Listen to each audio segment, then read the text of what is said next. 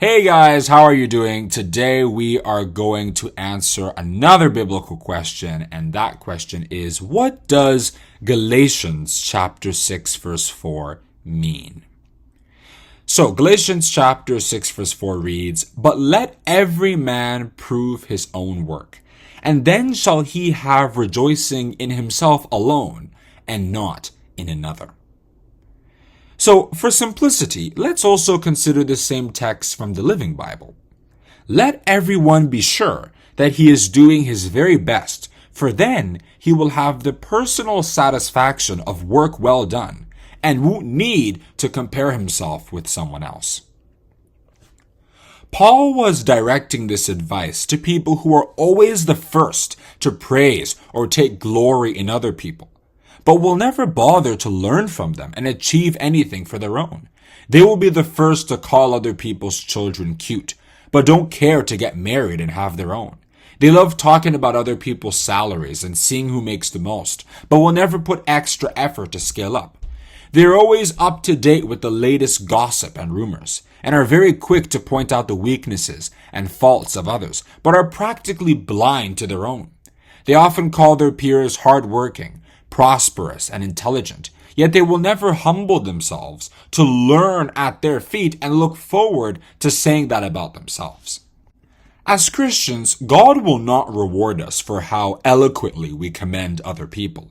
He will reward us for the effort we make to work hard in our own lives and serve Him diligently. If we decide to have children, for example, then we should focus on raising them in the fear of the Lord, according to Ephesians chapter 6, verse 4. And if we see parents who have done that well, we should learn from them and copy.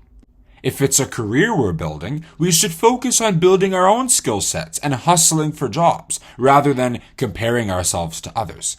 And even in God's service, we should never envy other Christians who God has blessed with gifts other or more than our own.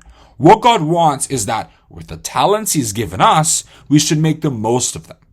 As every man hath received the gift, even so minister the same one to another, as good stewards of the manifold grace of God, according to 1 Peter chapter 4, verse 10. Now, let's be honest, it's easy to make this mistake sometimes. I've certainly made it, and many of you might be able to recollect once or twice when you've done it, if you think deep enough. So the next time you see anyone doing something that you think is nice, and you feel the tendency to praise them for it, take a step back and ask yourself, am I really interested in that thing? Is that something I'd want to do for myself or have for myself? Can I commit to achieving it? If the answer is no, then just move on. Don't engage in flattery that you don't mean, because it's hypocrisy. Alright, so I think that explains what Galatians chapter 6 verse 4 means. And that verse once again reads, "But let every man prove his own work, and then shall he have rejoicing in himself alone, and not in another."